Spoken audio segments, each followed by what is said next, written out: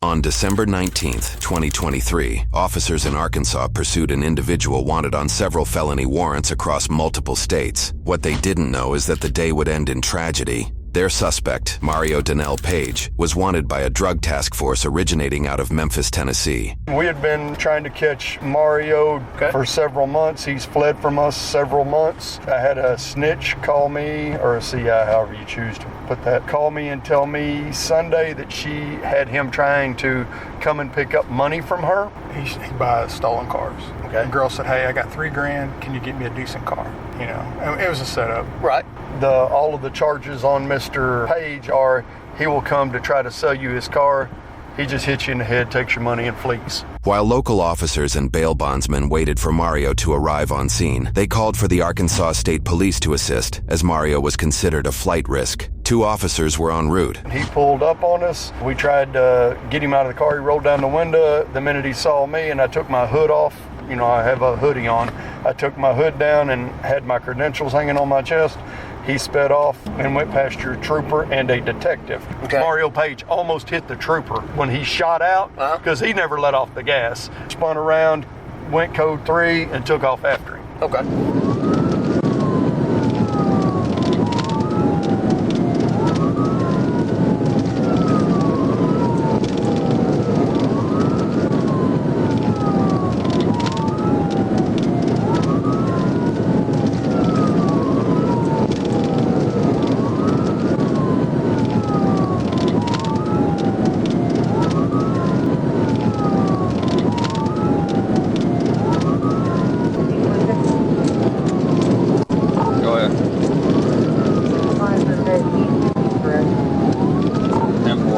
We're trying to catch up to him. He is running excessive speeds. They're on Mount City, running south towards the interstate.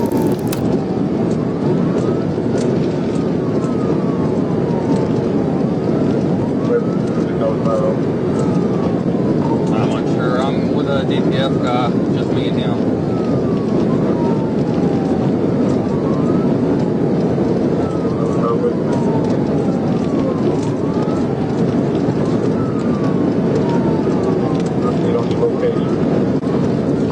Still south on Mound City, headed towards West Memphis.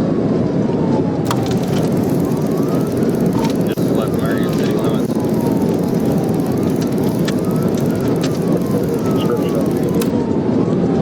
It's a white Chevy Impala with tinted windows. It's a Tennessee paper hemp tag.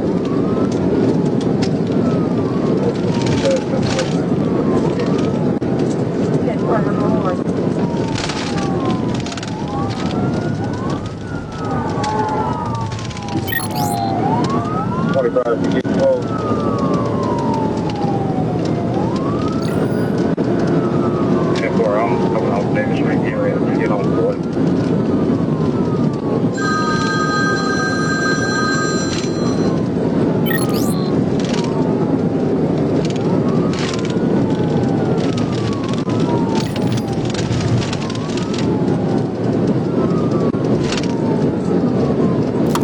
Coming up to the railroad tracks on Mount City South.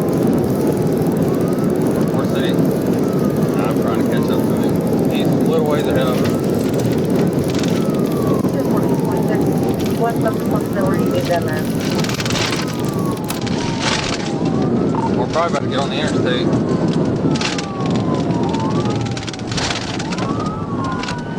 That truck.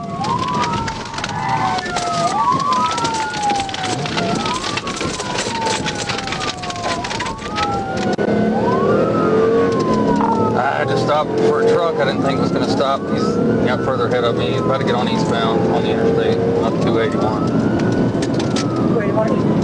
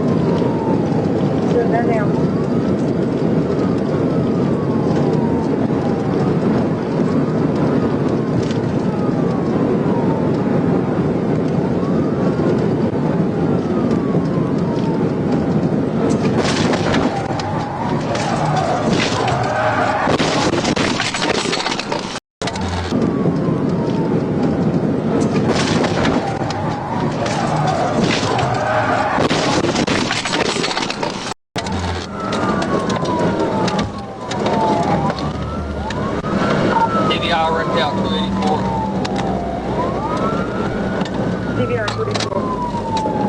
283 now.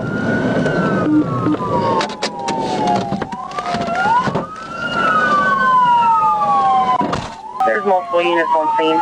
We doing felony takedown. We're not getting a response right now. Not a response.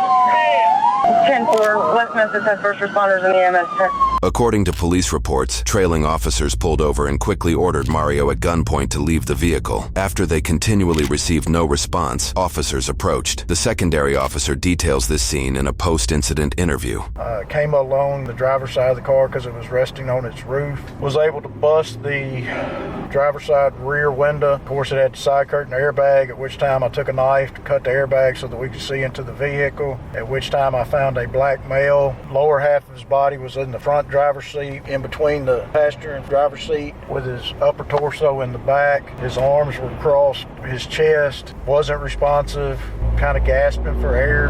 Eyes were not open. It was just like in my 30 years, I call it a death rattle. Okay. It's that last gasp of breath. This time EMS arrived. He actually went in the vehicle, and I believe he was the one that checked to see if he had a pulse and all that. And he advised he did not have a pulse. Paramedic advised you don't have a pulse. Mario was pronounced dead at the scene shortly after by emergency medical services. Outside of the vehicle rolling numerous times, it is likely that he was not wearing his seatbelt based on his placement, lowering his chances of survival even more. An investigation was opened to determine if any wrongdoing resulted in Mario's passing. According to news sources, this investigation placed Trooper Garrett James Byrd on paid administrative leave until the investigation was resolved. In a press release by the department, they attributed the cause of the crash to Mario hitting the brakes at 140 miles per hour prior to Trooper Byrd's pit or TVI maneuver attempt. Using dashcam and Google Earth references, we found their speed estimation to be fairly accurate. We calculated that the officer's average speed 5 seconds prior to the collision was 136 miles per hour. Typically, pit or TVI maneuvers at these speeds are limited to deadly force situations at many agencies across the United States. One example policy from the state of Minnesota discourages pit maneuvers at over 40 miles per hour, and in certain situations, at over 25 miles per hour. However, the Arkansas State Police are a rare agency that allows pit maneuvers for most pursuits, as their policy doesn't list any speed recommendations for them, nor does it correlate speed as a prerequisite for use of deadly force in these maneuvers. In the pursuit report submitted by Trooper Byrd, it lists there were no methods of forcible stops utilized, and that the primary reason the pursuit ended was due to Mario hitting the guardrail. Trooper Byrd shared what he recalled during an investigative interview.